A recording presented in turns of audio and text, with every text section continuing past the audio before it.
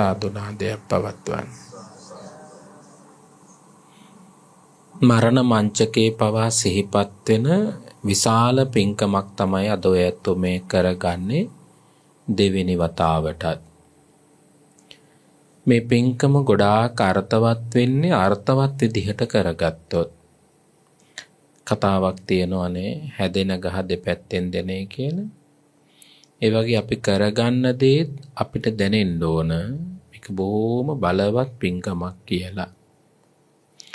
මේ ධර්ම දානය ධර්ම ශ්‍රවණය කිරීමත් බලවත් වෙන්නේ සීලය මත පිහිටලා මේ කටයුත්ත කළොත්.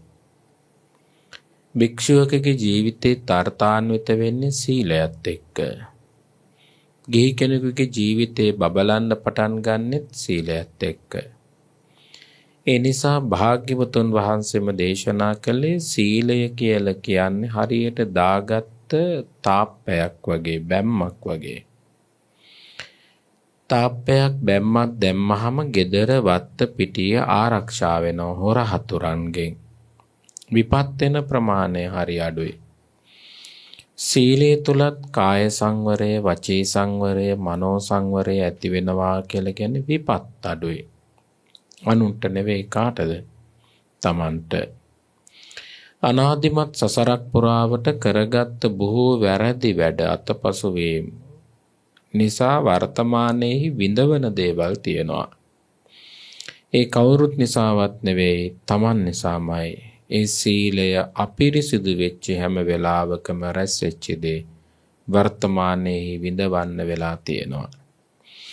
මේ ගෞතම බුද්ධ ශාසනය තුලත් සීලය බිඳගත්තොත්, සීලය කඩාගත්තොත්, ඒ කියන්නේ කය, වචන, මනස කඩාගත්තොත්, බිඳගත්තොත්, ඒ කැඩෙන බිඳෙන දේ කර්ම විපාකේ මතු සසරට සැරෙනවා. ඒක කිසිවෙකුට නතර කරන්න බෑ. ඒ නිසායි භාග්‍යවතුන් වහන්සේම වදාළේ සීලේ පතිට්ඨාය නරෝ සපඤ්ඤෝ චිත්තම් පඤ්ඤන්ත භාවයන්. අපේ සිත සීලේ මත පිහිටුවලා කටයුතු කරගන්න ඕන. ඒ අතර ගිහි අයට තියෙන නිට්ටිම ශීලය තමයි පංච සීලය. රාජා භවතු ධම්මිකෝ, රජවරයාගේ රජගෙදර පටන් යදින්නාගේ පැල්පත දක්වාම රැකිය යුතු සීලය තමයි පංච සීලය. එනම් මේ සීලය ඔබටත් මටත් නිවන් මඟ පූර්ණේ කරගන්න හේතු සැකසේවා. සසර කළ අකුසලයක් වෙත්නම් දුරු කරගන්න පාරමී ධර්මයන් බලවත් වේවා. ඉක්මන් කලක නිවන් මඟ සාක්ෂාත් කරගන්න සියලු නෑයන්ටද ආශිර්වාදයක් වේවා කියන සාදු සිත් ප්‍රාර්ථනාවෙන් নমස්කාර පාඨ සජ්ජායනා කරන්න පංචශීලයේ සමාදන් වෙන්න.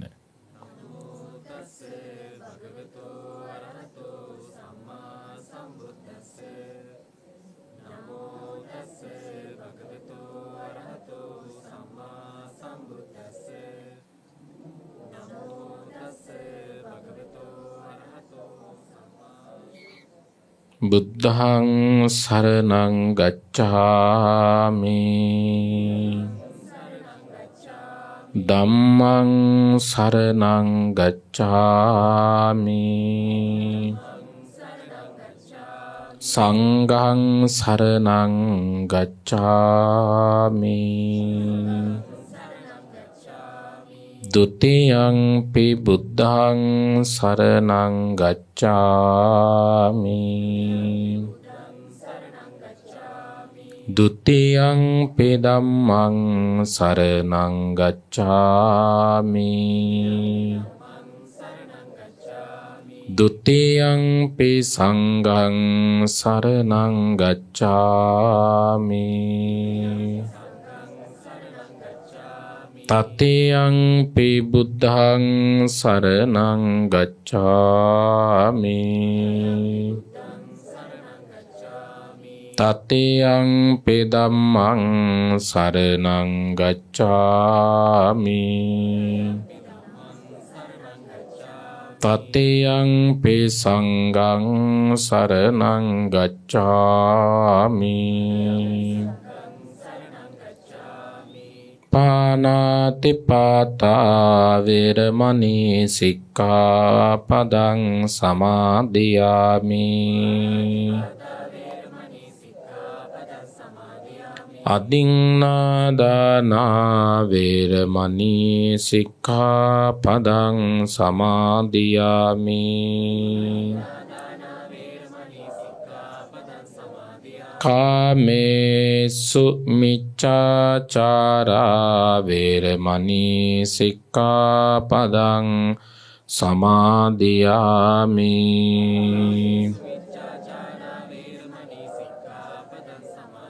මුසාවාදා වේරමණී සික්ඛාපදං සමාදියාමි.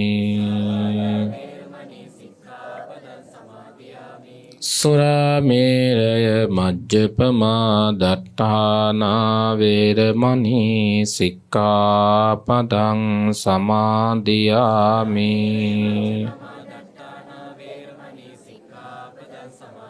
මේ තිසරණ සහිත වූ පංචශීලය නිවන් මඟ පූර්ණය කර ගැනීමට හේතු වේවා වාසනාව වේවා හේතු වාසනාම වේවා. සාදුනාදයක් පවත්වන්න. පින්වත්නි, මේ සංසාර ගමනේ ආරම්භක අවස්ථාවත් මේක නෙවෙයි, අවසානයත් විතක මේක නොවෙන්න පුළුවන්.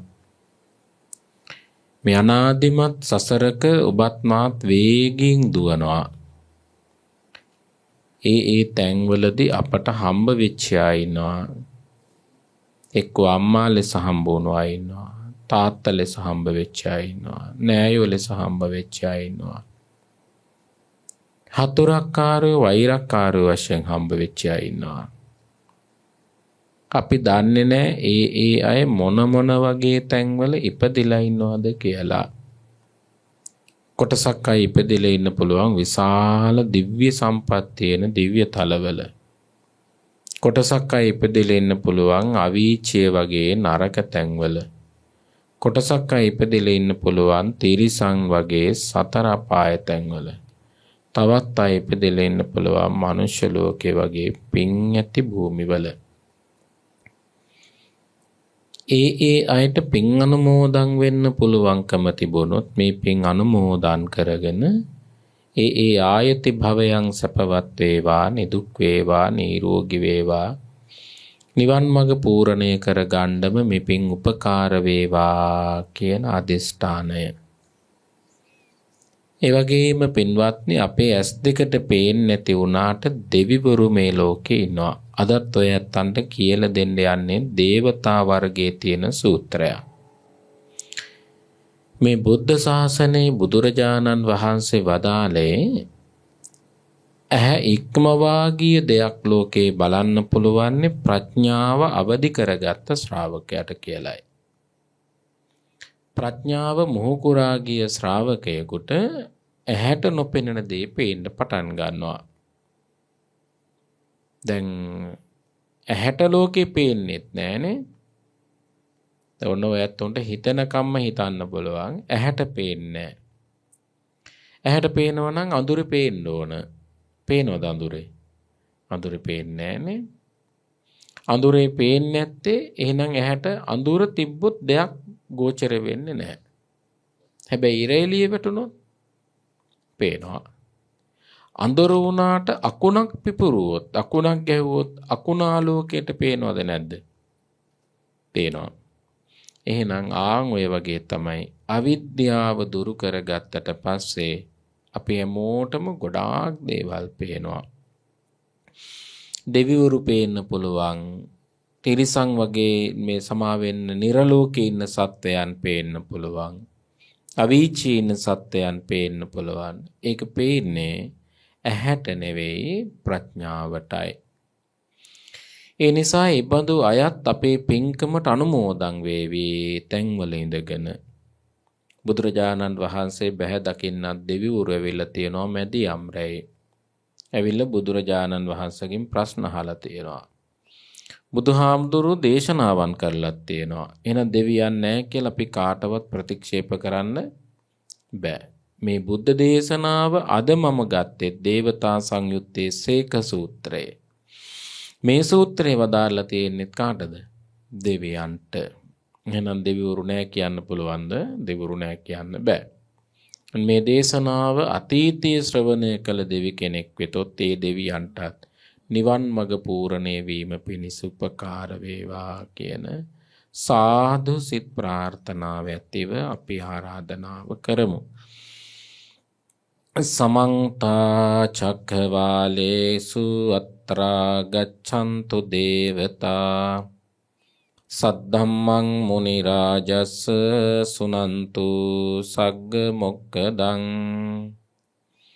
ධම්මස්සවන කාලෝ අයං බදන්තා ධම්මස්සවන කාලෝ අයං බදන්තා සද්ධම්මස්සවන කාලෝ අයං බදන්තා නමෝ තස්ස භගවතු අරහතෝ සම්මා සංබුද්දස්ස නමෝ තස්ස භගවතු අරහතෝ සම්මා සංබුද්දස්ස නමෝ තස්ස භගවතු අරහතෝ සම්මා සංබුද්දස්ස චෛමේ භික්ඛවේ ධම්මාසේ කස්ස භික්ඛුනෝ පරිහානාය සංවත්තතේ කතමේච කම්මාරාමතා භස්සාරාමතා නින්දාරාමතා සංගනිකාරාමතා ඉන්ද්‍රියේසු ගුත්වද්්වාරතා භෝජනේ අමත්තං යුතා ඉමේ කෝ භික්ඛවේච ධම්මා සේකස්ස භික්ඛුනෝ පරිහානාය සංවත්තති. අති ගෞරවනීය මහා සංඝරත්නයන් අවසරයි පින්වතුනි, අද ප්‍රඥා නාලිකාවෙන් මුළු ලෝකේටම ධර්ම දානමය මහ පිංකම සිද්ධ කරන්නේ හෝමාගම මාගම්මන අංක 354 ඒ පදිංචි කරණාගොඩගේ රංචිත් ගාමිණී මැතිතුමා ඇතුළු පවුලේ හැම දෙනාම අරමුණු කොටගෙන තිබෙනවා 2019 ජනවාරි මාසේ 3 වන දින පරලොව සැපත් මල්ලිකා ආරච්චිගේ සීලවතී මෑණියන්ට කරණාගොඩ ඩේවිඩ් සිඤ්ඤෝ පියාණන් වහන්සේට මේ ධර්ම දානේ නිවන් මඟ පූර්ණේ කරගන්න උපකාර වේවා කියන සාදු සිත ප්‍රාර්ථනාව. සෝමරත්න සහ ප්‍රේමසිරි සහෝදර දෙපළට දීපිකා පියදර්ශනී මහත්මියගේ දෙමාපියන් දෙපළ වන එස්.ඒ. පියදාස පියාණන්ට, කොතලාවලගේ සෝමාවතී මෑණියන්ට, රත්නසිරි රණසිංහ සහෝදරයාටද භවගාමී සසර සැපවත්ම මගඵල නිවන් සුව පිණිසම ධර්ම දානේ උපකාර වේවා කියන ප්‍රාර්ථනාව.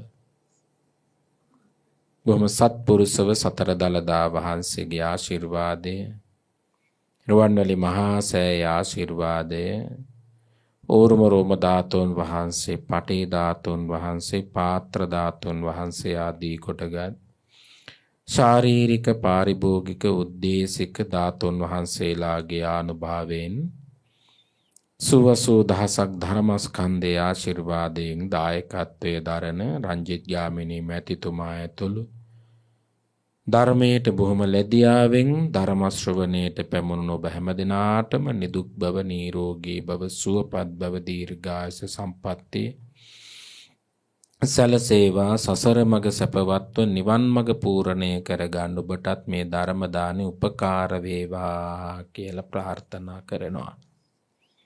දේශනා පවත්වන දේශකයාණන් වහන්සේ වන පූජනීය නීතියගම චන්දිම ස්වාමීන් වහන්සේ වන මාහටත් පතන බෝධියකින් නිවන් මඟ පූර්ණේ කර ගන්නම මේ උතුම් කුසලයේ උපකාර වේවා කියලා ප්‍රාර්ථනා කරනවා. පින්වත්නි, බුදුරජාණන් වහන්සේගේ බුද්ධ දේශනාවේ තියෙනම තැන් ටික කියලා දෙන්නම්. මූලාශ්‍රයක මූලාශ්‍රයක් නැතුව කොච්චර බණ ඇහුවට වැඩක් වෙන්නේ. ඔයත් හොඳට ඉගෙන ගත්ත අය නම් ඔයත් දන්නවා විශ්වවිද්‍යාලයක පර්යේෂණ නිබන්ධනය ලියන්න කියලා කියද්දි කියනවා මූලාශ්‍ර ග්‍රන්ථ මොනවද කියලා ලියන්න කියලා කෙලවරින්. හරි ඒකට කියන්නේ නිවැරදි පර්යේෂණාත්මක ග්‍රන්ථවල තියෙන ආශ්‍රිත ග්‍රන්ථ ඒ තියෙන එක හේතුවක් තමයි ඒ දරුවා ශිෂ්‍යයා හොයාගත්ත මූලාශ්‍ර මොනවද පෙර කරපු පර්යේෂණවල කියලා. ඒ වගේ මේ ධර්මාසනේ ඉඳගත්ත මම දන්නවා මම සෝතාපන්න වෙලා නැහැ කියලා. ඒතර මට මම දැනගත්ත ධර්මය කියලා මේ ධර්මාසනේ ඉඳගෙන කියන්න අයිතියක් නැහැ. මට හිතෙන විදිහට කියන වචනයක්වත් පාවිච්චි කරන්න බෑ. සාමාන්‍ය භික්ෂුවක් ඉඳගෙන බණ කිව්වනම් යම් ආසනයක ඒ ආසනයේට ගත්ත ලී කෑල්ලක් පුච්චන්නේවත් නැහැ. ධර්මාසනයක් ඔයත්න්ගේ පන්සලේ ලීය දිරලත් බිම වැටෙනවා. ඒත් ඔයත් දැකලා තියෙනවද භික්ෂුව ඒක දරකට ගන්නවා? ගන්න. මොකක් නිසාද? තථාගතයන්න් වහන්සේට දක්වන ගෞරවය. තථාගතයන් වහන්සේට දක්වන ගෞරවය. ඒ වෙන කිසි දෙයක්වත් නිසා නෙමෙයි. මේ ආසනේ ඉඳ ගන්න භික්ෂුව බණ කියන්න ඕන මූලාශ්‍රත් එක්ක. මේ ධර්මයේ කොතනද තියෙන්නේ? කොහොමද විග්‍රහ වෙන්නේ? ඒ විග්‍රහය තුල අපිට ගැලපෙන්නේ කොහොමද කියලා ආදී කල්යාණ, මච්ඡේ කල්යාණ, පරියෝසాన කල්යාණ ලෙස විග්‍රහ කරන්න ඕන. ඒ භික්ෂුවට කෙලස් තිබුණාට කමක් නැහැ. නමුත් මේ භික්ෂුව දේශනා කරන්නේ කාගේ ධර්මයේද? බුදුරජාණන් වහන්සේගේ. එහෙනම් ඒ හෝරාව තුලම භික්ෂුවට ස්මරණය වෙන්නේ මොන අනුස්සතියද? බුද්ධානුස්සතිය සහ ධම්මානුස්සතිය. මොකද්ද? බුද්ධානුස්සතියයි ධම්මානුස්සතියයි. මේ ධර්මාසනේ වාඩි වෙලා ඉන්නකොට මේ උඩ තියෙන තාප්පේ උඩ කඩන් වටුනත් කමක් නැහැ. ඒ මම ඒක හොඳටම විශ්වාසයි. රාගසිතක් ඇති වෙන්නේ නැතුව මේ බණ ටික මට කියන්න පුළුවන් කියලා. ඔයත්තන්ටත් හොඳටම විශ්වාසයි. ද්වේෂසිතක් නැතුව ඔය ආසනෙ ඉඳගෙන බණ ටික අහන්න පුළුවන් කියලා. එහෙනම් මේ වෙලාවේදී මරණය උදා වුණොත් හොඳයිද නැද්ද? හොඳයි. ඇයි එහෙම කියන්නේ? ඊළඟ වචනේ මොකක් වෙයිද කියලා අපි හිතන්නේ ධර්මයත් එක්ක ගලපගෙන. ඒ ශාලාවට තමයි කියන්නේ ධර්මශාලාව කියලා. ධර්මශාලාව කියලා. ඒතකොට දැන් ඔයත් හිතන්න මේ බඳු පින්කම කානිසංස ගණනය කරන්න පුළුවන් වෙයිද? කවදාකවත් ගණනය කරන්න බෑ. මහා සාගරයේ තියෙන වතුර ගණනය කරන්න පුළුවන් මොන විදියකට හරි. අඩුම ගානේ කියන්න පුළුවන් ගොඩබිමට වඩා ජලය වැඩි හරි කියලා. ඒකත් ගණනය කිරීමක් නේ. ඒකත් ගණනය කිරීම. සාපේක්ෂව කියනවා ගොඩබිම අඩුයි ජලය වැඩි කියලා. ඉතින් ඕකම තමයි ධර්මයේ කවදාකවත් අහන ශ්‍රාවකයව ගණනය කරන්න බෑ. බුදුන් වහන්සේම වදාලා මහණෙනි පොළවේ තියෙන පස් අංශු ගානකට කඩල වෙන් කළත් ධර්ම ශ්‍රවණය කිරීමේ ආනිසංස මෙච්චරයි කියලා සීමා කරන්න බෑ කියනවා. එහෙනම් අද ඔයත් කරගන්න පින්කම කොච්චර විතරද? බුදුන් දැක නිවන් දකින්න තෙක් තමන් පිටිපස්සෙන් හඹාගෙන එන මහා පින්කම. මේ ධර්මය අහලා තමයි පුජ්‍යලික සෝතාපන්න වෙන්නේ. මේ ධර්මය අහලා තමයි පුජ්‍යනේ සකදාගාමි වෙන්නේ. ධර්මය අහලා තමයි පුජ්‍යලේ අනාගාමි වෙන්නේ. ධර්මය අහලා තමයි පුජ්‍යලේ ආර්යහත්වයටපත් වෙන්නේ.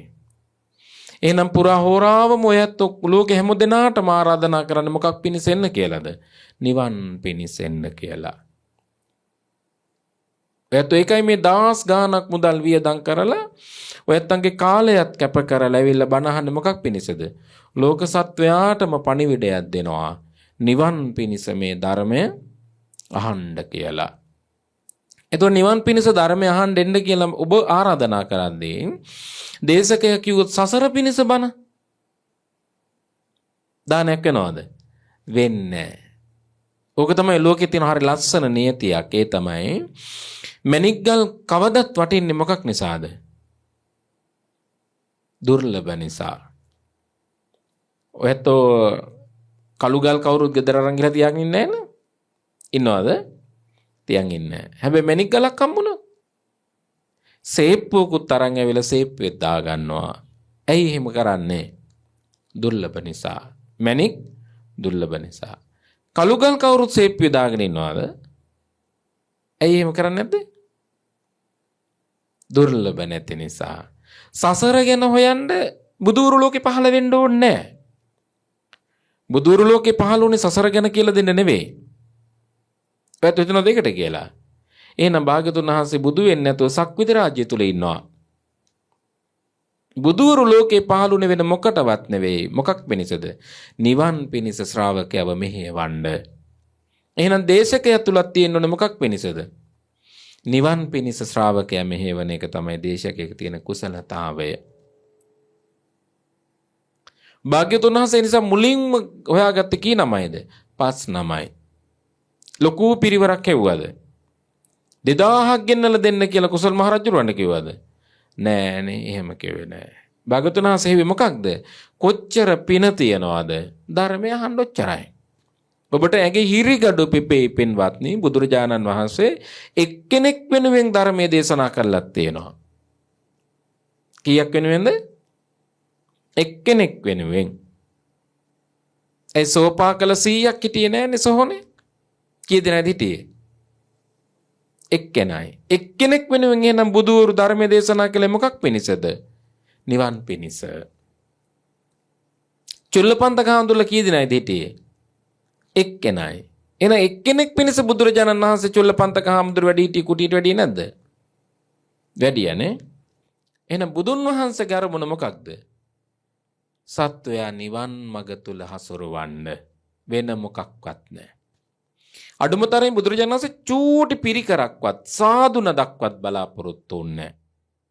ඒතර කොච්චර සසර දුක බව උන්වහන්සේට දැනෙන්නේ නැද්ද? බුදුරජාණන් වහන්සේ දවසක් ධර්මයේ දේශනා කරද්දී ඒ දැනත් ඉස්සෙල්ලම බුදුරජාණන් වහන්සේට බෑන්න පුදුම විදිහට බෑන්නා. මුඩු මහන කිව්වා, හිඟන්නත් කිව්වා. කාටද? බුදුහාඳුරෝ. ඒත් බුදුරජාණන් වහන්සේ අවසානයේ දන් දෙද්දි බුදුහාර කිව්වා බණ කියලා දානේ වළඳන්නේ නැහැ කිව්ව සාක්කියයන්. ගෞතමයන් එහෙම බණ කියලා වළඳන්නේ නැහැ කිව්වා. ස්වාමීනි මේ ලෑස්ති කර දාන්නට මොකද කරන්නේ? දාන්නේ කො ගලාගෙන යන වතුරකට. දැම්ම ගලාගෙන යන වතුරට. මොකද උනේ? චිච්චිටාය චිටිචිටායනේ චිටිචිටි හඬින් පිපුරුවා කියලා කියනවා. ඒතර හිතන්නකො බුදුහාඳුරෝ දන් හැන්දක්වත් බලාපොරොත්තු වෙන්නේ නැතුව ලෝක සත්‍යයට ධර්මයේ දේශනා කළේ මොකක් පිණිසද? නිවන් පිණිස. පිරිවර බලාපොරොත්තු වෙන්නෙත් නැහැ. පිරිකර බලාපොරොත්තු වෙන්නෙත් නැහැ. සාදු නද කියන්නේ තමන් අගය කරයි කියලා බලාපොරොත්තු වෙන්නෙත් නැහැ. දුෂ්කරතාවය ගැන හිතුවෙත් නැහැ. පයින්ම වැඩලා තියෙන බුදුරජාණන් වහන්සේ. හැබැයි අර්ධි බලෙන් වඩින්න පුළුවන්ද? ඒත් පුළුවන්. නමුත් භාගතුන් වහන්සේ පයින් වැඩලා තියෙනවා. ඒත් කවුරුත් දන්න රතන සූත්‍රය දේශනා කළේ කොහොමද? විශාල මහනුවර. විශාල මහනුවරට බුදුරජාණන් වහන්සේ වැඩම කළේ උඩින්ද පොළවෙන්ද? මහ පොළවේ පය තබා වැඩම කළා. ඇයි උන්වහන්සේ එහෙම කළේ? සීල දෙනාගේම සිත් තුළ ශ්‍රද්ධාව ජනිත කරවන්න. මොකක් නිසාද? ශ්‍රද්ධාව තමයි කෙනෙකුගේ පිනකට මූලික වෙන ගුණාංගය. ශ්‍රද්ධාව නැත්තම් බෑ. දැන් අද ඔයත් ආවේ මොකක් නිසාද? ශ්‍රද්ධාව තිබ්බ. හැබැයි ඔතන දැනුන්නේ නැහැ. ඔතන එහෙම ශ්‍රද්ධාව මට තියනවා කියලා ආවේ නැහැ කවුරුත්. තිබ්බ වැඩ ටික ගාන්ට මැනේජ් කරගත්තා. ආකමන උදේ 6ට උයා ගන්නවා, දරුවෝ ටික පන්ති යවනවා, ඉස්කෝලේ යවනවා, මයි යනවා. ඒ ශ්‍රද්ධාව තමයි. හැබැයි ශ්‍රද්ධාව කියලා නෙමෙයි ආයේ මොකක්ද? ඒ සසර පුරුද්ද මෝදු වෙනකොට අර සංසාරයට වැටෙන කාරණා ටික අපි පිළියෙල කර ගන්නවා. එමුණු කවුරුත් වැඩ නැතුව මෙතනට ඇවිල්ලා නැහැ. කිසි කෙනෙක් වැඩ නැතුව මෙතනට ඇවිල්ලා නැහැ. ගෙදර හිටිය කියලා ඔයත් දැන් මේ වෙලාවට නිදියන්නේ නැහනේ. අඩුමතරේ මොකක්ද? වළඳක් හරි හොදනවා. මං අහන්නේ ඇයි ඒක පිළිවෙලක් කරලා මෙතනට ආවේ? අනාදිමත් කාලයක් පුරාවට ශ්‍රද්ධාව ප්‍රගුණ කළ නිසා. අනාදිමත් කාලයක් පුරාවට ධර්මයේ දානයක් කොට දුන්නු නිසා. අනාදිමත් කාලයක් තුල ධර්මයේ තමන් ශ්‍රවණය කළ නිසා. අනාදිමත් කාලයක් තුල ඔයත් සංඝයා දැක සතුටු වුණු නිසා. එක්ක ඔයත් සංසාරේ මගේ අම්ම කෙනෙක් වෙලා ඉන්නේ නැති, තාත්තා කෙනෙක් වෙලා ඉන්නේ නැති, සහෝදරයෙක් වෙලා ඉන්නේ නැති, දායකයෙක් වෙලා ඉන්නේ නැති. ඔයත් එදා මට දන් හැන්දක් දීලා කියන්නේ නැති ආයෙමත් ඔය හාඳුරු මහාන වෙන කාලෙක බණක් කිව්වොත් අපිට අහන්න ලැබෙන්නේ කියලා. නැත්තම් ඔයත් මගේ නෑයෝ නෙමෙයිනේ. මේ මහත්ය විතර ඩිංගක් මතක තිබ්බා නිකන් රූපෙට මෙහෙම කෙනෙක් බණක් කිව්වා වගේ මතකයක්. එහෙනම් ඔයත් මංමම හොයාගෙන ඇවිල්ලා මටත් සෙත් පෙතුවේ මොකක් නිසාද? සංසාරේ තිබ්බ ගනුදෙනුවක් නිසා. ඒක තමයි පිරිවර හැදෙන එකේ ස්වභාවය. එහෙනම් ඔයත් මෙතනට ආවේ ලේ නෑයොත් වෙන්න පුළුවන්, ලේ නෑයෝ නොවෙන්නත් පුළුවන්. මං අහන්නේ මොකක්ද මේ? සසර පතාගෙන එන විදිහ තමයි නිවන් මඟ පූර්ණේ කරගන්න හේතු සැකසෙන්නේ. සසර පතාගෙන එන විදිහ. ඒකේ බඩේ උපදින්න ඕනෙත් නෑ, ජාතක වෙන්න ඕනෙත් නෑ, අල්ලපු ගෙදර වෙන්න ඕනෙත් නෑ. හැබැයි මේ බණ ටික අහන ලෝකෙ ගොඩාක් දෙනෙක් ඉන්නවා. ඒ ඇත්තොත් ඔබේ අරමුණට සාදු කියනවද නැද්ද? කියනවා. මං අහන්නේ ඇයි එයාලා සාදු කියන්නේ? සසර ගනුදෙනු නිසා. මේ බණපදේ ඇහෙන්නෙත් එයාලට සංසාරේ තිබ්බ මොකක් නිසාද? කුසලේ බලවත් වෙච්ච වෙලාව. කුසලේ බලවත් වෙලා නැත්තම් අහන්නේ නැහැ. අකුසලේ බලවත් වෙලා නම් අකුසලයට හිත දුවනවා.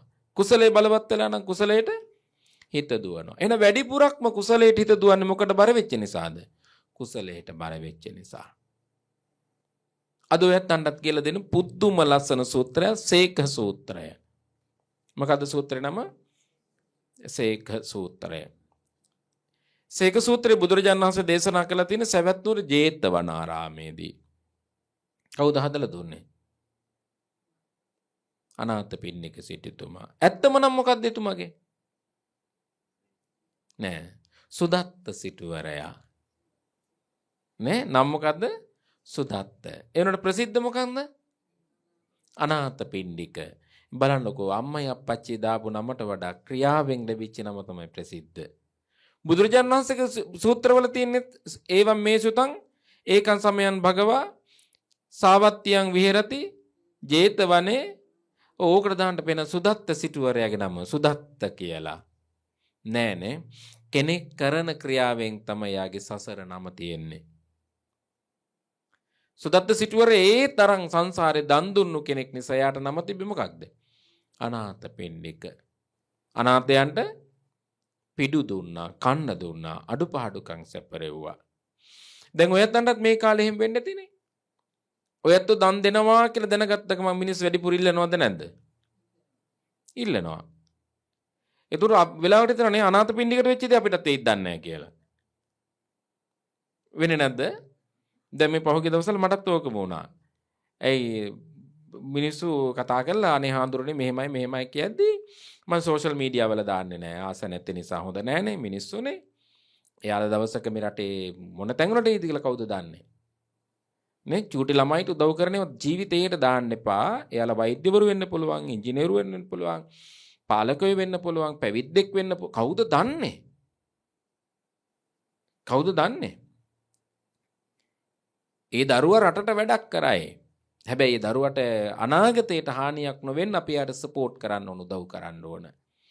ඒතකොට හිතන්නකෝ අපි දන් දෙනවා කියලා දැනගත්තාම අද මිනිස්සු මෙහෙම ඉල්ලනවා නම් අනාථපිණ්ඩික සිටුතුමා දන් දෙනවා කියද්දි කොහොම ඉල්ලන්නේ නැද්ද? උදේ පාන්දරම සිටුවරයා ගෙදර ගාවට ඉස්සරහට සිටුවරයා આવොත් එම් 100ක් විතර ඉන්නවලු. කවුද? යදිනාය. මොනෝ ඉල්ල ගන්න ඇවිල්ලාද? කන්න ඉල්ල ගන්න ඇවිල්ලා, ඇඳුමක් පැළඳුමක් ඉල්ල ගන්න ඇවිල්ලා, මොනවා හරි ඉල්ල ගන්න ඇවිල්ලා. අවසානට මේ ශාලාව වගේ ලොකු මේ රත්තරන් නිදි තිබුණා එතුමාට. ඒ කියන්නේ මේ කහවණු පුරවල තිබුණේ. දැන් අද තියෙන සේප්පු නම් මේ ගංගොතට ගහගෙන යන ඒවානේ. ඒ කියන්නේ හිතන්න කුඩා කොච්චරද කියලා. හැබැයි අනාථපිණ්ඩික සිටුවරයාගේ එක රන් කහවණු මේ වල මේ කුටිය වගේ මේ ශාලාව වගේ ගැඹුරුයි මේ වගේ මේ විශාලයි. හිතන්නකෝ රන් කහවණුවක් කියලා කියන්නේ අපේ මහපටගිල්ලක මේ තිර නියපොත්ත වගේ. ඒතකොට නියපොත්ත වගේ කීයක් පුරවන්න ඕනද? ඒ වගේ 3ක් තිබ්බා.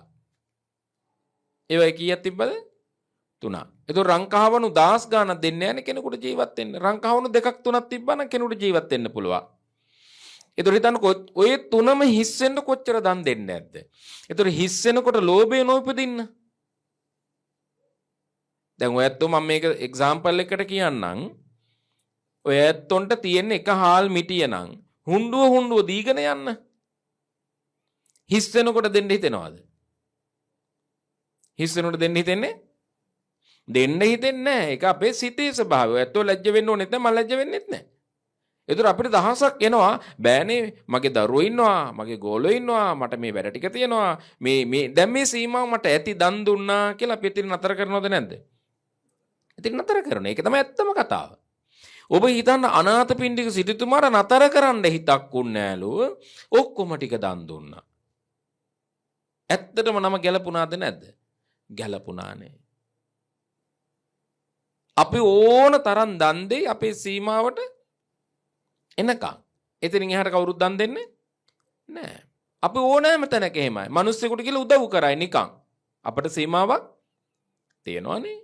දැන් ගම් වතුර ආවා කියලා රටේ මිනිස්සු ඔක්කොම ගිහිල්ලා දැන් අර මේ ගලපු පැත්ත හැමෝම කට්ටිය අවුරුද්දක් ගොඩ දායිද? නෑ යාලා සෙටල් වෙන්න ඕන.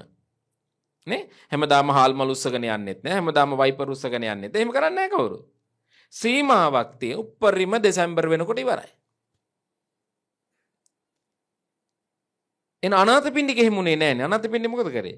ඉවර වෙනකම්ම දන් දුන්න. අවසානට කන බට්ටික දන් දුන්න කියන කොතන්ටක් එනකන්ද?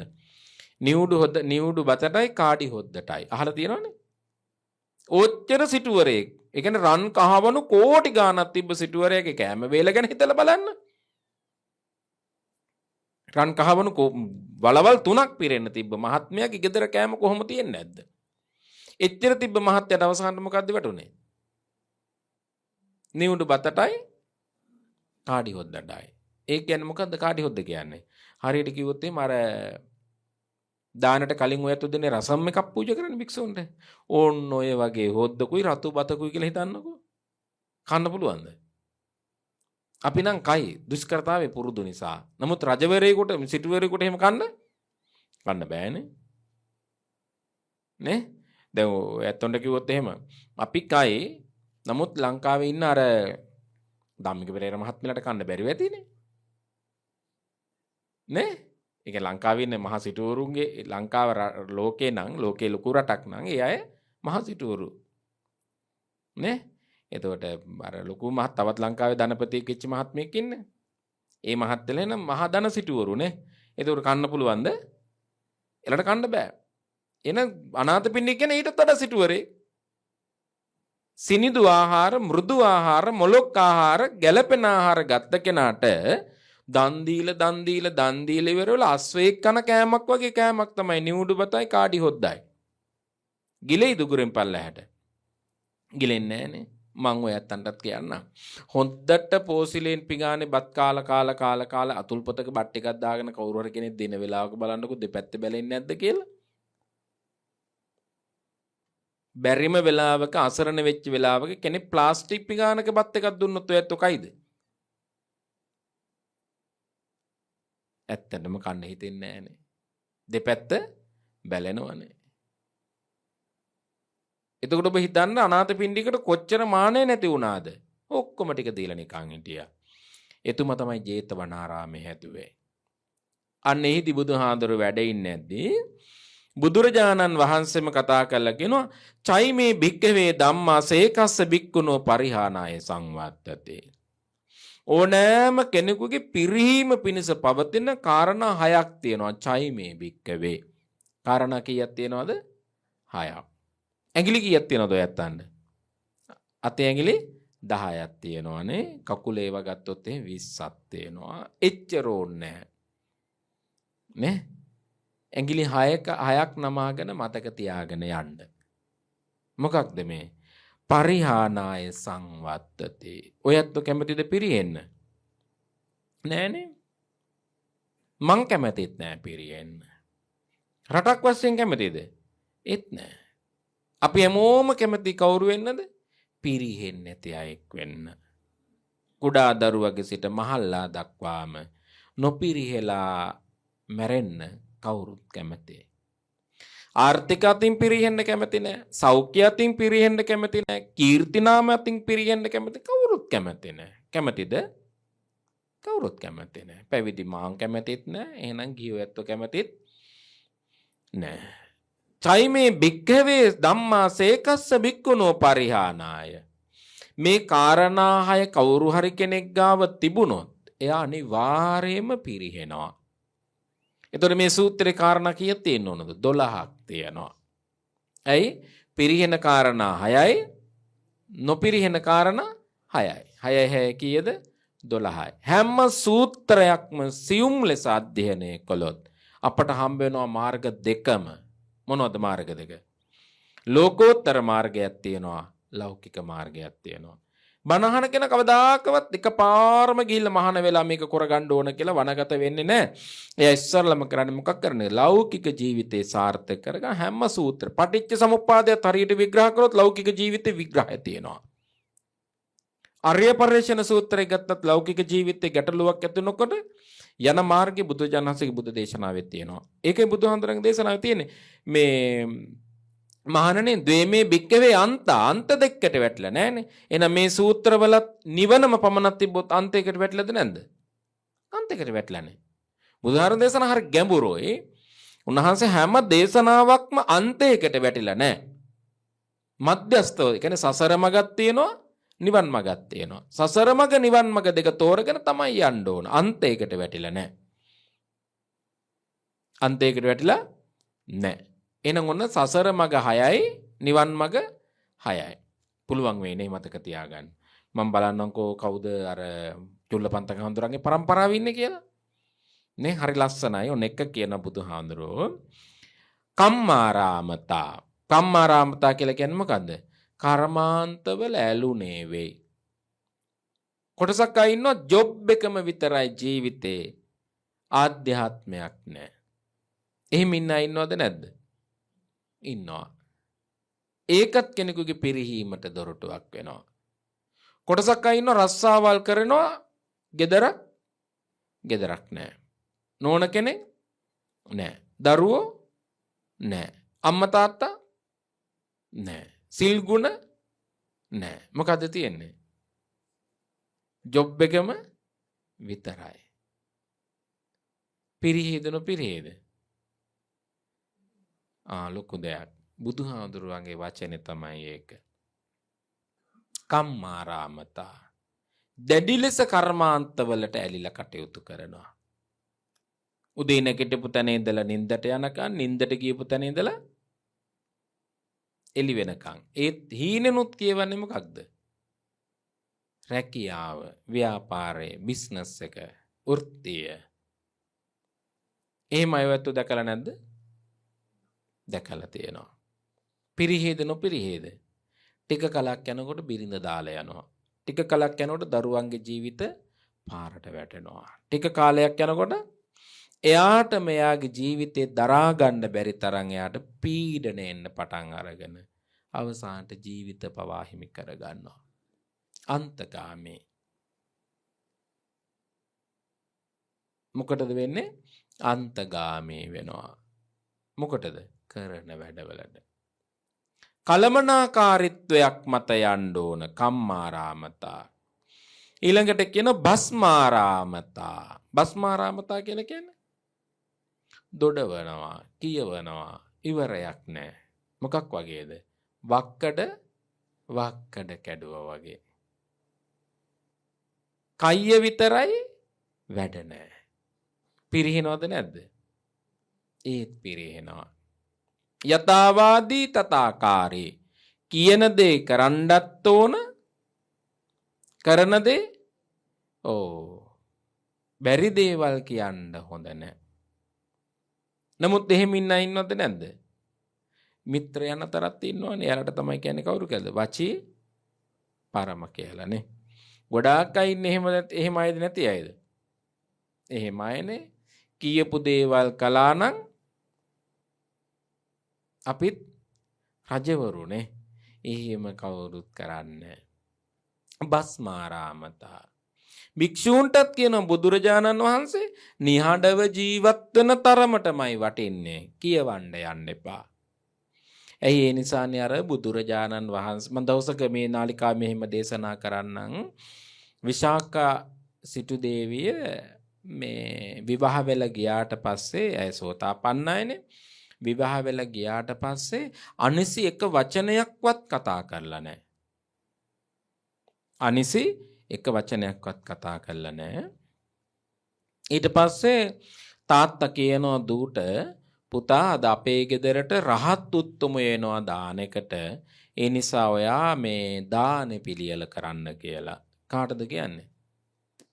සෝතාපන්න වෙච්චි විසාකාවට. ඊට පස්සේ විසාකාව උදේම නැගිටලා ලස්සනට දානෙ පිළියෙල කරද්දී කාන්තාවක් නේ. ඉතින් උදේ 6:00 වගේ වෙනකොට සියල්ල සූදානම් කරලා ඇය පැම් පහසුත් වෙලා සුදුසු ඇඳුමකුත් ඇඳගෙන මේ පෙරමග බලාගෙන ඉන්නවා. පෙරමග බලාගෙන ඉන්නවා කියන්නේ අර දානෙ පිළිගන්න එන ශ්‍රමණයන් දකින ආසාවෙන් ඉන්නවා. ඒත් කවුරුත් එක්කවත් හරි ඕනටඩි කතාවට යන්නේ යුතුයකම් කළා පැත්තකට උනා. හරි ලස්සනයි. ඉතින් චිත්ත රූපම වෙනවා බණ කතාව කියවද්දී. ඈතින් එනවා ඇඳුම් නැති රහතන් වහන්සේලා. කවුද? නිගණ්ඨනාත පුත්තලාගේ අය. ඇඳුම් අඳින්නේ නැහනේ.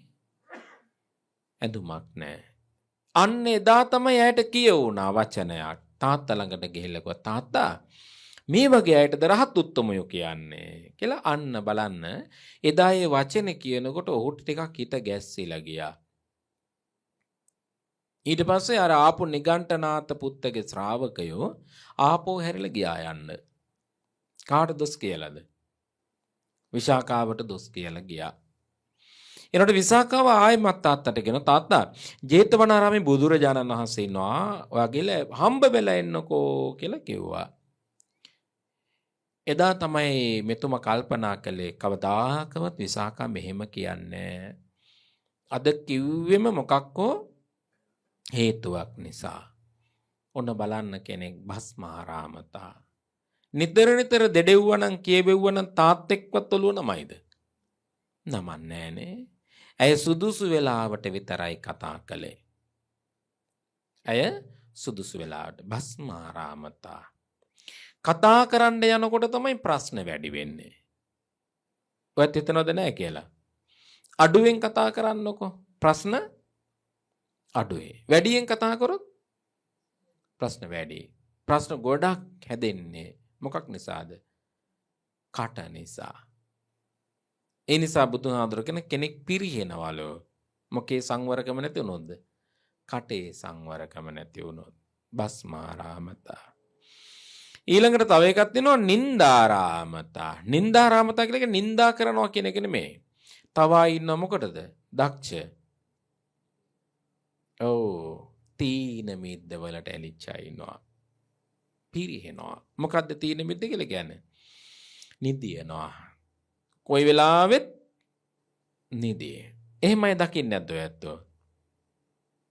ගෙදරකට පුදුම මූසලකමක් පිරිහෙනවා. ඉර නගින්න කලින් නැගිට්ටේ නැත්තම්. ඉර හැරෙන්න කලින් නැගිටින්න ඕන. හැමෝටම ජීවිතේ දියුණුව තියෙන්නේ අලුයම අවදි වෙන එකද නැති එකද? අලුයම අවදි වෙන එක. අපිට මතකයි අපි පිරිවෙන් යන කාලේ 9ට සැතපෙන්න ඕන 5ට අවදි වෙන්න ඕන. උසස් පෙළ ලියන කාලේදී 4ට අවදි වෙන්න ඕන. කැමැති වෙලාවකට නිදිය ගන්න පුළුවන්. හැබැයි 4ට නැගිටලා වතපිරිත කියන්න ඕන. වතපිරිත. ඔන්න බලන්න ඉගෙන ගත්තේ රුවන්වැලිසෑයේ නායක හාමුදුරු 6:00 වෙන්නේ නැති වන්දනා කරන්න මළුවට යවනවා. හැමෝම යන්න ඕන පත්කඩේ අරගෙන බුදුන් වඳින්න. වැඳලා උදේම නායක හාමුදුරු ඉස්සරහින් වඩින්න ඕන. නායක හාමුදුරු කවිච්චි වාඩි වෙලා ඉන්නවා. ඉස්සරහින් වඩින්න ඕන. ඇයි මේ? කෙනෙකුගේ ජීවිතයේ තියෙන නින්දාරාමතා නින්දට ඇලුනොත් ජීවිතේ පරදිනවා. ඔයත් හිතනවද නැහැ කියලා? ඕනෑම ගෙදරක බලන්න, ආයතනයක බලන්න, උදේම වැඩට එන්නේ නැත්නම් ආයතනේ පිරිනවද නැද්ද? පිරිනවා. එහෙනම් ජීවිතයේ දියුණුව තියෙන්නේ, භික්ෂුවකගේ ජීවිතයේ තියෙන්නේ, දායකගේ ජීවිතයේ තියෙන්නේ මොකකින්ද? අවදි වීමත් එක්ක. උදේම අවදි වෙන්න ඕන. නැත්නම් නින්දාරාමත තීන මිද්ද ඇති වුණොත් ගැටලු ගොඩයි. තේරුණාද? තීන මිද්ද ඇති වුණොත් ගැටලු ගොඩයි. ආයතනයක ප්‍රධානියෙක් නම් ඔක්කොම ආවට පස්සේ යන්න ඕනද? ඔක්කොම එන්න කලින් යන්න ඕනද? ඔක්කොම එන්න කලින් යන්න ඕන. බොස් ගිහිල්ලා ස්ටූල් එක මේසේ වාඩි වුණා නම් හරි. කිසි සේවකයෙක් අය පරක් වෙලා එයිද? එන්නේ නැහැ. ඇයි එන්නේ නැත්තේ? සර් ඇවිල්ලානේ. ආයි කේලම් කිව්ව කියන්න ඕනද? ෆින්ගර් ප්‍රින්ට් ඕන වේද? පොතක අස්සනක් ඕන වේද?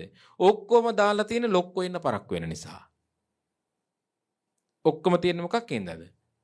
ලොක්කා එන්න පරක් වුණාම අපි රෙස්ට්‍රික්ෂන්ස් දානවා, නීති දානවා. ඔය ඇවිල්ලා ඇඟිල්ල තියන්න කියලා. දියුණු වේද? දියුණු වෙන්නේ. ඔයත් දියුණු රටවල් වලට ගිහිල්ලා බලන්න. මම දවසක් එක්තරා දියුණු රටකට වැඩියා. අපිට සැතපෙන්න හදලා දුන්නේ අඩි මේ සමාවෙන තට්ටු 40ක් විතර උඩම ගොඩ නැගිල්ලේ. අවසාන තට්ටුවේ තමයි අපිට වැඩේ ඉන්න දුන්නේ. ඒතො නගරෙම පේනවා. දානි වළඳන්න තිබුණේ 20 25 වගේ තට්ටු වල. වළඳන්න විනාඩියක්වත් යන්නේ නැහැ. තප්පර 4ක් විතර ඇදී ලිෆ්ට් එකෙන් පල්ලෙහාට වඩම්ම වුණා. දේශනාව එදා මං කළේ මේ වගේ මේ දේශනාවමයි මං කළේ. ඒ මහත්මයා මට කිව්වා ස්වාමින් වහන්සේ මේ 4:00 5ට විතර මෙන්න මේ ඔබ වහන්සේ විතරක් වඩින්න මං එක්කගෙන යන්න එන්නම්. ග්ලාස් එකෙන් බලන් ඉන්නකො මේ නගරේ මිනිස්සු වැඩට යන විදිහ. මට පුදුම හිතුණා. 2 කැප් තියෙන්නේ. හයිලක්ස් කැබ් එක කියන්නේ. ඔන්න ඔය කැබ් පිටිපස්සේ ඉනිමන් ආයුධ දාගෙන මිනිස්සු වැඩට යනවා හයිවේ එකේ. උදේ ගොඩාක්ම යන්නේ මොනවද? කැබ් වර්ග. 100ක් වාහන ගියොත් 80ක් විතර යන්නේ මොනවද? කැබ්. වළඳන වෙලාවේදී මට කිව්වා සොයනස දැන් බලන්න කියලා. එතකොට යන්නේ මොනවද? European vehicle. ඒ කියන්නේ ලක්සරි වෙහිකල් යනවා. මම මහත්තයා අර වෙලාවේ අර නෑ හොඳට දැන් ওই ඔෆිස් යනවා කට්ටිය ඉස්සෙල්ලා ගොවියෝ ගියා කුඹුරු වලට වගාවලට. මේ ලෝකේ දියුණු රාජ්‍යයක්. හැබැයි මිනිස්සු දෙම 10 වෙනකොට හයිවේ එක හිස්. 10 එනකොට කවුරුත් නැහැ. නිකන් ඔහි නිකන් මූසලයි. කවුරුත් නැහැ. ආයේ මෙන්න හවස් වෙනකොට අර මුලින් ගියපු කට්ටිය මුලින් එනවා. අවසානට ගියපු කට්ටිය අවසානට එනවා. මගේ ඇඟ හිරි වැටුණා. මොකක්ද මේ? මිනිස්සු ඕන සීතලයි කියලා හොද්දට හීටර්ස් දාගෙන නිදියන්න පුළුවන්. රෑ වෙලා අරන් ගියා අපි ওই ස්ට්‍රීට් එක පෙන්වන්න කියලා. මෙන්න රෑ 7:08 වෙනකොට මුළු ස්ට්‍රීට් එකම පිරීලා. අර කුඹුරු කරන මිනිහත් ඒ ස්ටූල් එකේ ඉන්නවා, ડોක්ටර්ත් ඒ ස්ටූල් එකේ ඉන්නවා, ලෝයර්ත් ඒ ස්ටූල් එකේ ඉන්නවා, පාර සුද්ධ කරන මිනිහත් ස්ටූල් එකේ ඉන්නවා, යුනිෆෝම් නැහැ. ඔක්කොම එක කෑම මේස් එක ටේබල් එකේ කොෆි එක බොනවා. සමගිය. ඇයි මේ නින්දාරාමතා නින්දට ඇලිලා නැති නිසා රටක් දියුණුයි, පුජ්‍යලයුත් දියුණුයි, ඔක්කොම දියුණුයි. දැන් බලන්න බුදුහාඳුරන්ගේ බණ කතාව අරගෙන නැද්ද එයාලා? ඇහිලා නැති වුණාට අරගෙන. අපට ඇහිලත් ඔබ හිතන්න නිකන් මේකයි කියලා. කම්මැලේ. කෝච්චිය ගියත් නිදේ. බස් එකේ ගියත් නිදේ. කාර් එකේ ගියත් නිදේ. ශාලේ හිටියත් නිදේ. ඩිවාන් එකක් තිබ්බොත් වැඩිපුරක් කරන් ඉඳගෙන ඉන්න එකද නිදින එකද? අපේ සමාජය හිතන්න නිදියේ. 3 දෙනෙක් වාඩි වෙන පුටුව තිබ්බොත් එහෙම ඒකේ නිදියේ. නින්දාරාමතා. මොකටද ඇවිල්ලා තියෙන්නේ? තීන මිද්දට හුරු වෙලා. තීන මිද්දට හුරු වෙලා. ඇයි හුරු වෙලා තියෙන්නේ? ඉලක්කයක් නැති ජීවිත. මොකද්ද? ඉලක්කයක්. කොහෙද තියෙන්නේ කෑම කාලා පැයක් නිදියන්න ඕන කියලා? තියනවද? එනකොට අපි හදාගෙනද නැද්ද? හදාගෙන. සතියක් යනකොට පැය කීයක් ඉවර වෙලාද? පැය 5යි. පැය 5ක් කෑමට ගෙල්ලා. මං අහන්නේ පැයක් කන කෙනෙක් ඉන්නවද? නෑ නේ. ඇයි මේ? නින්දාරාමතා. මිනිස්සු නින්දට ඇලුනාම පරදිනවා. බුදුහාඳුරු දේශනා කළේ. ඒ නිසා බුදුහාඳුරු හරි ලස්සන තැනක් කිව්වා මහණෙනි නිදිමත ආව ගමන් ඉර දිහා බලන්න කිව්වා. නිදාගන්න නෙමෙයි කිව්වේ. මොකක් කරන්න කියලාද කිව්වේ? ඉර දිහා බලන්න කිව්වා. නින්ද කැඩේ කිව්වා. ඒ නිසා තමයි අපි උදේම නැගිට්ටක මං ගෙදර වල මොනවද අම්මා කරන්නේ? දොර ජනෙල් අරිනවා. බැන අරිනවා දොර ජනෙල්. කර්ටන් එකක්වත් දාලා තියන්න දෙන්නේ නැහැ. ඇයි ඒ? ඉරේලිය වැටෙන්න ඕන කියලා. උණු බුදුරජාණන් වහන්සේගේ ටෙක්නික් එක බුදුහාමුදුරන්ගේ ඉගැන්වීම අපි ගාව තියෙනවා. ඒ නිසා තමයි අපි උදේම නැගිට්ට ගමන් දොර ජනෙල් අරිනවා, ලිපපත්තු කරනවා, උණු වතුර ටික බොනවා. මොකක්ද මේ? අපේ ඇඟ ප්‍රබෝධමත් කරගන්න. නින්දාරාමතා. මහාන නිදිමත ආපු ගමන් භාවනා කරන භික්ෂුවකට නම් කියනවා සක්මන් කරන්න කියනවා. නිදිමත නම් මොකද්ද කරන්න කියන්නේ? සක්මන් කරන්න කියනවා. කදිරවනේ රේවත කියලා හාමුදුර කෙනෙක් වැඩ ඉඳලා තියෙනවා. උන්වහන්සේට කම්මැලිකම එනකොට දවස සක්මන් කරලා දුනුවායෙක් ඇවිල්ලා දුන්නෙන් උන්වහන්සේට තිබ්බා. දකුණු ඇලෙන් එනිච්ච ඊතලේ වම් ඇලේ දක්වා පිට වුණා. ඒත් උන්වහන්සේ උත්සාහය අතාරින්න නැතුව පටියක් අරගෙන තුවාලේ බැඳගෙන සක්මන් කළා තියෙනවා. කවුද නම? කදිරවනේ රේවත හාමුදුරුව. මං අහන්නේ නිදියලාද? නෑ. වැඩි එපා. අපේ ශාස්ත්‍රඥ වහන්සේ නිදිය ගත්තේ පැය කීයද? පැය 2යි. ඊටු පැය 22ම වැඩ කළා. කවුරු වෙනුවෙන්ද? ලෝක සත්‍යය වෙනුවෙන්. අපිට මං කියන්නේ වැඩි එපා. පැය 5ක් නිදියලා තමන් වෙනුවෙන් ඊටු ටික හරි කරගන්න බලන්න. නේ? බුදුහාඳුර ලෝක සත්‍යය වෙනුවෙන් තමන් වෙන් නින්දාරාමතා. ඊළඟට කියන සංගණිකාරාමතා. අම්මෝ පුදුම එකතුන් තියෙන්නේ. මොනවද එකතු? මරණාධාර සමිති කියයි, කුලගෙන සමිති කියයි, දායක සභා කියයි, වැඩිහිටි සමිති කියයි. අම්මෝ නැති සමිතියක් නෑ. මාසයකට සති 4යි, සමිති 8යි. සංගණිකාරාමතා. සිල් ගන්න ගියත් දෙන්නෙක් ඕනද නැද්ද? ඇත්තම හිතන්න ඔය ඇත්තෝ දෙන්නෙක් ඕන. කොහාට යන්නද? සිල් ගන්න. එකතුවට කැමති. කවදාකවත් කෙනෙකුට නිවන් දකින්න හම්බ වෙන්නේ නැහැ. කවුද මේ දේශනා කළේ? බුදුහාමුදුරුවෝ. මහණෙනි ආවාසෝච කුලල්ලාභෝ ගණෝ කම්මංච පංචම. අම්මෝ එකතු වෙන්න එපයි කිව්ව මහණ. මට වෙලාව නැහැ කියන්න වෙලාව නැහැ. උන්ට හරි ලස්සන කතා තියෙනවා බුද්ධ ශාසනයේ. මම මේ කතාවෙන් දේශනා නිමාවටපත් කරන්නම්. ඉතින් පිනකට කියන්න ලැබුණේ 1 2 3යි කාරණා 3ක් විතරයි.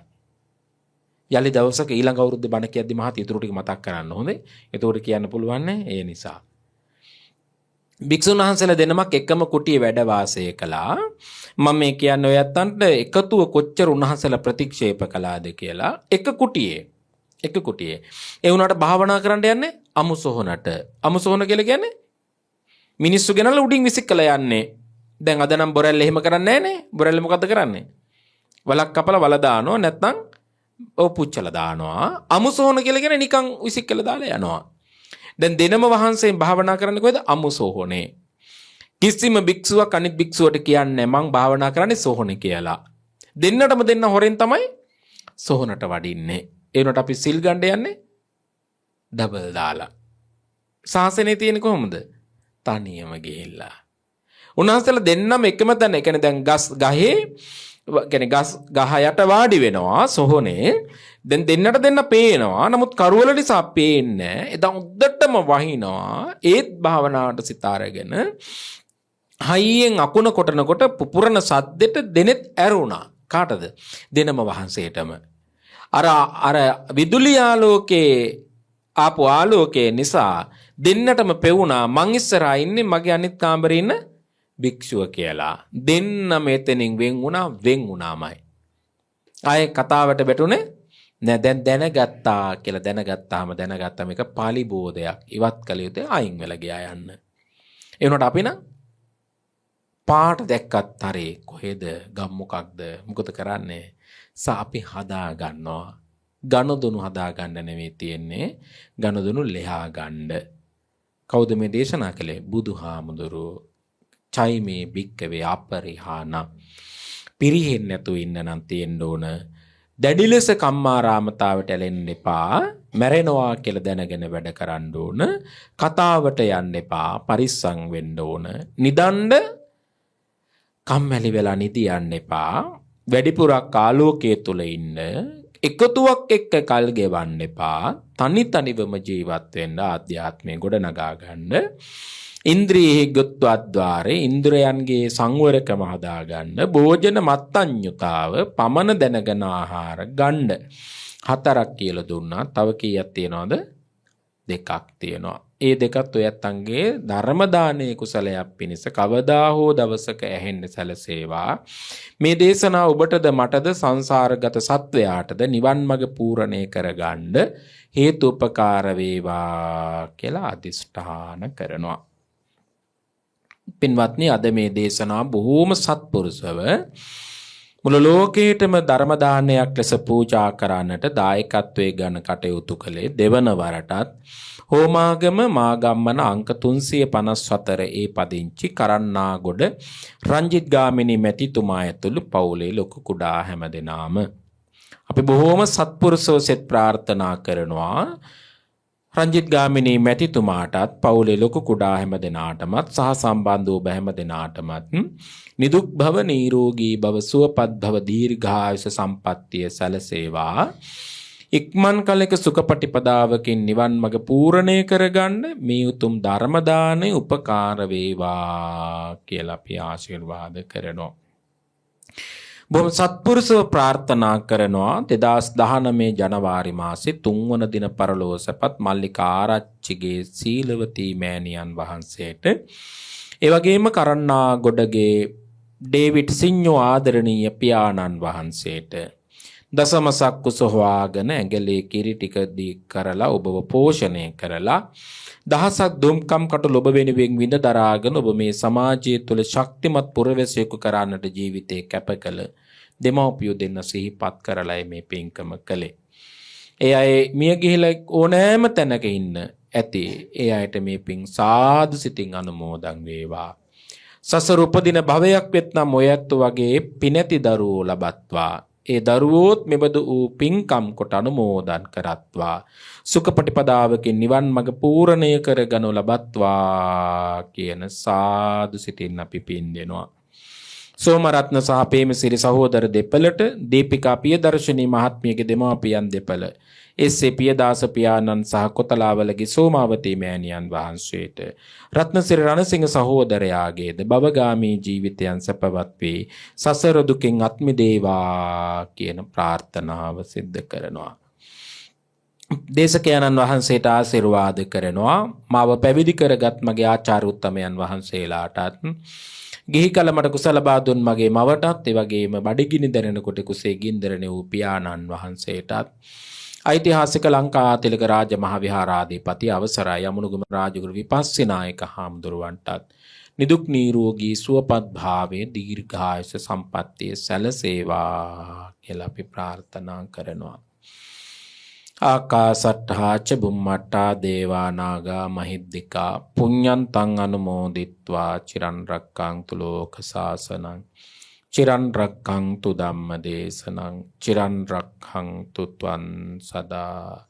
අභිවාදන සීලිස නිච්ඡං වෘද්ධාපචායිනෝ චත්තාරෝ ධම්මා වඩ්ඩන්ති ආයු වන්නෝ සුඛං බලං. නිදුක් වේවා නිරෝගී වේවා සුවපත් වේවා දීර්ඝාස සම්පත් සැලසේවා. සුඛපටිපදාවකින් නිවන් දකින්න මේ ධර්ම දාන උපකාර වේවා කියලා ප්‍රාර්ථනා කරනවා. හැම දිනාටම තෙරුවන් සරණයි.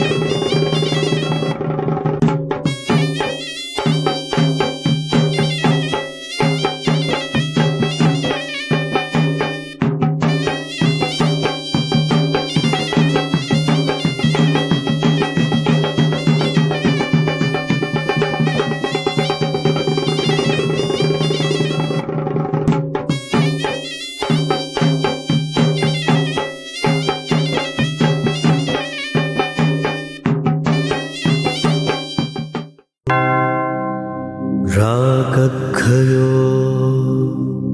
निब्बानं